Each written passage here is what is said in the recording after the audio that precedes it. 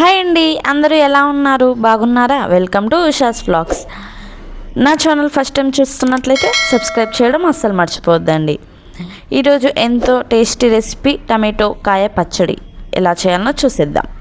అందుకోసం స్టవ్ మీద ప్యాన్ పెట్టుకొని 2 టేబుల్ స్పూన్ ఆయిల్ వేసుకోండి. ఆయిల్ హీట్ అవ్వగానే పొడుగుగా కట్ చేసుకున్న ఆనియన్ అండ్ 6 లేదా 7 మిర్చి సన్నగా కట్ చేసుకొని వేసుకోండి. ఇవి బాగా దోరగా వేయించాలి. ఇలా ఫ్రై అయిన మిర్చి అండ్ ఆనియన్లో ఒక్క కాయ 4 ముక్కలు వచ్చేలా కట్ చేసుకొని టమాటో కాయలన్నీ వేసుకోండి. ఇదిగోండి, ఇలా కాయలు ఉంటే పచ్చడి అనేది టేస్ట్ చాలా అంటే చాలా బాగుంటుంది. ఇప్పుడు ఇందులోనే టమాటో 30% కుక్ అయ్యాక కొంచెం పసుపు, కొంచెం వేరుశనగ పప్పు వేసుకొని 1/2 కప్ వేరుశనగ పప్పు వేసుకొని కలుపుకోండి. ఇలా మూత పెడుతూ బాగా మగ్గనివ్వాలి. అప్పుడే టమాటో అనేది త్వరగా కుక్ అవుతుంది. ఈ రెసిపీ మనకు చాలా అంటే చాలా ఫాస్ట్గా కూడా అవుతుంది. ఇది ఎందులోకైనా చాలా బాగుంటుందండి.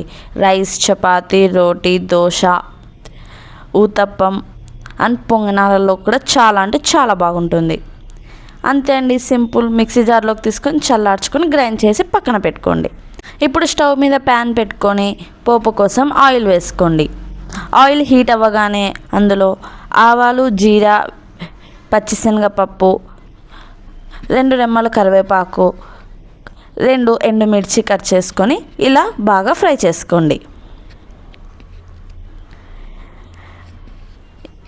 ఇది ఫ్రై అయ్యేటప్పుడు కమ్మగా ఉంటుందండి స్మెల్. ఇప్పుడు ఈ పచ్చడిలో సన్నగా కట్ చేసుకున్న కొత్తిమీర వేసుకొని మనం ఫ్రై చేసి పెట్టుకున్న తాలింపు వేసుకొని బాగా కలపండి. అంతే అండి, సింపుల్. తప్పకుండా ట్రై చేయండి. టేస్ట్ చాలా అంటే చాలా బాగుంటుంది అండ్ క్విక్గా కూడా రెడీ అయిపోతుంది. ఈ రెసిపీ మీకు నచ్చినట్లయితే మీ ఫ్రెండ్స్కి షేర్ చేయండి, లైక్ చేయండి. నా ఛానల్ సబ్స్క్రైబ్ చేయడం అస్సలు మర్చిపోవద్దండి. Thank you for watching. Next time ఇంకో మంచి రెసిపీతో మేము ముందుకు వచ్చేస్తాను. Bye bye friends.